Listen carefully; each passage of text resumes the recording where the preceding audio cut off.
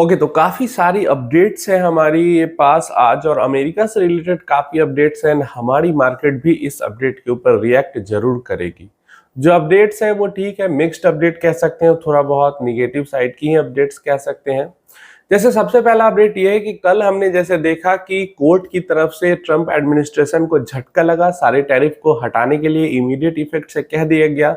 लेकिन next day ही appeal court, US के अंदर ही एक अपील कोर्ट के अंदर जहां पे अपील किया था ट्रंप एडमिनिस्ट्रेशन ने ट्रेड कोर्ट के डिसीजन को लेके, वहां से सारे टैरिफ को फिर से लागू कर देने के लिए कहा गया है। और जब तक इस अपील के ऊपर कोई डिसीजन नहीं होता है तब तक सारे टैरिफ जैसे मतलब 2 अप्रैल वगैरह को जो टैरिफ लगाए थे वो जैसा जो टैरिफ लगा है वैसा ही रहेगा, कोई टैरिफ हटाया नहीं जाएगा।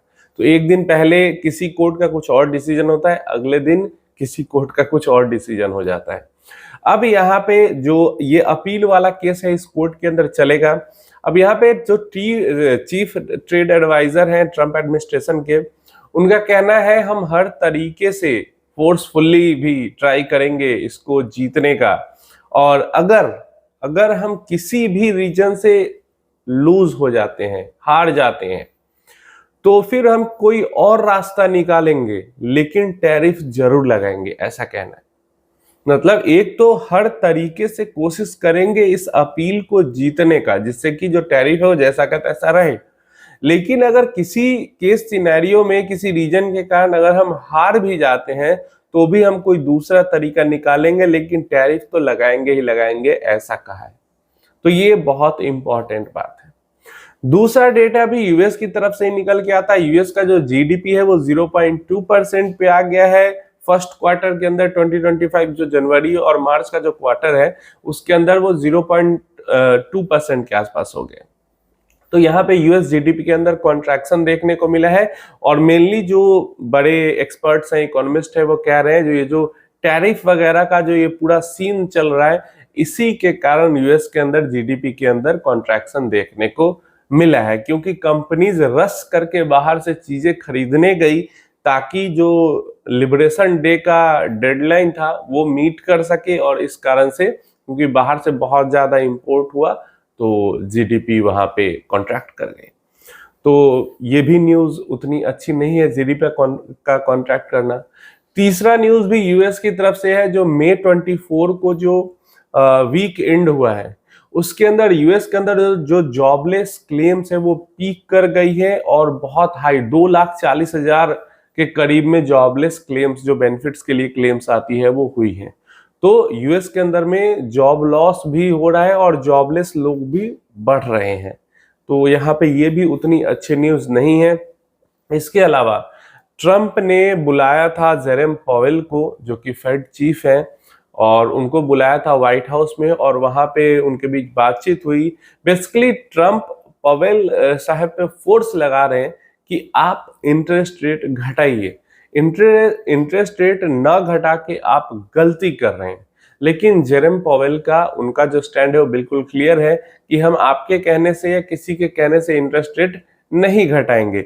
जो इकोनॉमिक डेटा आएगा फ्यूचर के अंदर में इकोनॉमी को लेकर, उसी के अकॉर्डिंग इंटरेस्ट रेट का डिसीजन होगा, किसी के कहने से हम इंटरेस्ट रेट नहीं घटाएंगे।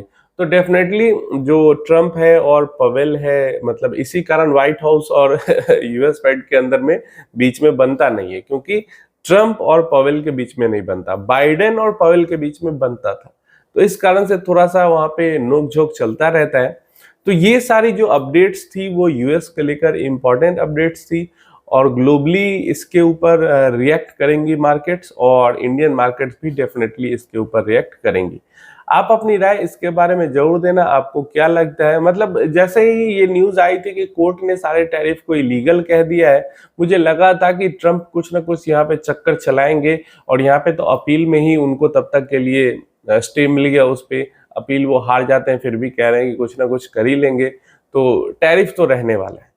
अब यहाँ पे पीयूष गोयल साहब से यूएस के अंदर में ये सवाल किया गया कि यूएस में ये जो टैरिफ पे स्टे लगा है, मतलब इलीगल जो कहा गया है, टैरिफ को स्टे तो बाद में लगा है, इलीगल जो टैरिफ को कहा गया है ट्रेड कोर्ट के द्वारा, उसके ऊपर आप क्या कहना चाहते हैं। तो गोयल साहब ने सीधा सीधा जवाब दिया कि हम किसी कंट्री के इंटरनल मैटर के अंदर इंटरफेयर नहीं करते हैं। बहुत बढ़िया जवाब था। उनका कहना था कि यूएस और इंडिया की जो ट्रेड डील है वो ट्रैक पे चल रही है। ये भी एक इम्पॉर्टेंट यहाँ पे जो जवाब था कि जो ट्रेड डील है वो ट्रैक पे चल रही है। तो अब यही होप है कि जो 90 डेज का डेडलाइन है उससे पहले पहले ट्रेड डील साइन हो जाए, जिससे कि कुछ निगेटिव इम्पैक्ट हमारे इकोनॉमी पे नहीं है। क्योंकि निगेटिव इम्पैक्ट अगर हमारे इकोनॉमी पे आएगा तो फिर दिक्कत हो जाएगी। क्योंकि अगर ट्रेड डील साइन नहीं होती है तो डेफिनेटली इम्पैक्ट हमारे इकोनॉमी पे आएगा, अच्छा खासा इम्पैक्ट आएगा। खासकर फार्मा सेक्टर के ऊपर अच्छा खासा इम्पैक्ट आएगा, ऑटो सेक्टर के ऊपर अच्छा इम्पैक्ट आएगा। इसके अलावा आईटी सेक्टर बहुत ज्यादा डिपेंडेंट है। तो ये 3 मेन सेक्टर है, ऑटो, फार्मा और आईटी, जिसके ऊपर बहुत बड़ा इम्पैक्ट आएगा अगर 90 डेज का जो डेडलाइन है उसके अंदर में ट्रेड डील नहीं साइन होती है एंड हमारे ऊपर हायर टैरिफ लग जाते हैं। तो इसके अलावा 3.5% का रेमिटेंस टैक्स लग ही चुका है। तो इसलिए जितनी जल्दी हो सके, इन माय ओपिनियन, ये सब चीज, माय ओपिनियन क्या मतलब सबको ही ये चीज पता है कि जितनी जल्दी ये सब चीजें हो जाएंगी उतना ज्यादा हमारे लिए बेहतर होगा। तो अभी के लिए ये सारी अपडेट्स थी। अब यहाँ पे हमसे एक सवाल किया गया है कि हम mid cap 150 index and small cap 250 index के अंदर इन्वेस्ट कर ले, स्मॉल कैप और मिड कैप के अंदर एक्टिव फंड्स के अंदर इन्वेस्ट करने के बजाय। तो देखिए, मैं यहाँ के पे आपको क्लियर बता देता हूँ। जब मैंने पहले भी बताया कि मिड कैप इंडेक्स जो है वो स्मॉल कैप इंडेक्स से बेहतर परफॉर्म करता है। Mid cap index small cap index से बेहतर परफॉर्म करता है लॉन्ग टर्म में। ये हमें लंबे समय का पास्ट डेटा भी दिखाता है। स्मॉल कैप 250 इंडेक्स से बेहतर मिड कैप 150 इंडेक्स परफॉर्म करता है। लेकिन जब एक्टिव फंड्स की बात करते हैं तो वहां पे स्मॉल कैप कैटेगरी में जो एक्टिव फंड्स है वो ज्यादा बेहतर परफॉर्म कर पाती है। अब स्मॉल कैप कैटेगरी में एक्टिव फंड्स क्यों बेहतर परफॉर्म कर पाती है? क्योंकि स्मॉल कैप कैटेगरी में जो एक्टिव फंड्स है वो स्मॉल कैप के साथ माइक्रो कैप या उससे छोटी कंपनीज के अंदर भी इन्वेस्ट कर पाती है। क्लियर है? और जो इंडेक्स है वो तो सिर्फ वही 250 कंपनी का इंडेक्स है, वहां पे अपना कुछ दिमाग भी नहीं लगाना है। और जो एक्टिव फंड है वो स्मॉल कैप के साथ माइक्रो कैप, उससे नीचे, उसके अलावा मिड कैप में थोड़ा बहुत या लार्ज कैप में भी अपने अकॉर्डिंग एक्सपोजर ले लेती है। 65% स्मॉल, माइक्रो ये सब में इन्वेस्ट करने के बाद जो बचता है परसेंटेज लगभग, उसके बाद भी 30-35% जो बच जाता है उसके अंदर अपना मिड लार्ज के अंदर खेलती रहती है फंड्स। तो ऐसे में ज्यादातर जो एक्टिव म्यूचुअल फंड्स है वो स्मॉल कैप इंडेक्स को बीट कर देती है। तो जब स्मॉल कैप कैटेगरी के अंदर इन्वेस्ट करना हो तो वहां पे जो इंडेक्स फंड है, स्मॉल कैप 250 इंडेक्स फंड है, इन माय ओपिनियन जो डेटा कहता है और मेरा भी यही ओपिनियन है कि एक्टिव फंड्स के अंदर इन्वेस्ट करना ज्यादा बेहतर है। स्मॉल कैप फंड्स की कैटेगरी में इंडेक्स फंड से बेहतर है एक्टिव फंड्स के अंदर इन्वेस्ट करना।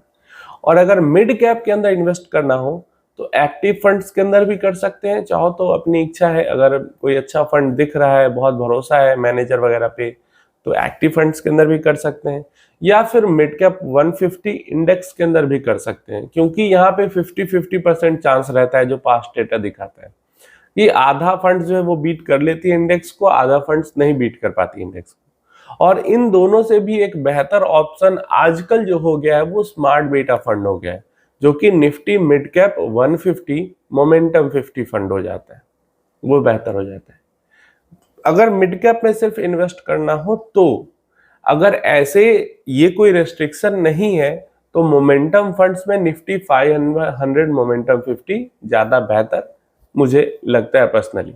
लेकिन अगर इन्वेस्ट मिड कैप कैटेगरी में ही करना है तब तो मिड कैप वाला मोमेंटम फंड में करना पड़ेगा। पर्सनली जो स्मॉल कैप कैटेगरी है उसमें प्रॉपर मोमेंटम फंड नहीं है, क्वालिटी के साथ मोमेंटम को मिला के है, इसलिए मुझे वो उतना बेहतर नहीं लगता। अगर प्रॉपर मोमेंटम फंड होता स्मॉल कैप कैटेगरी में भी जैसे मिड कैप कैटेगरी में है तो वो स्मॉल कैप कैटेगरी में अच्छा एक चॉइस हो सकता था, लेकिन अभी के लिए नहीं है। तो स्मॉल कैप कैटेगरी में इन्वेस्ट करने के लिए एक्टिव स्मॉल कैप फंड, और मिड कैप कैटेगरी में इन्वेस्ट करने के लिए अब तीनों में से कोई आप चॉइस ले सकते हो। पर्सनली मुझे करना होगा तो मैं मोमेंटम 50 की तरफ जाऊंगा। और flexi cap type of investment करना हो तो उसमें जो 500 मोमेंटम 50 है वो ज्यादा बेहतर सूटेबल लगता है। आप अपनी राय इन सारी चीजों के बारे में नीचे कमेंट बॉक्स में दे सकते हो।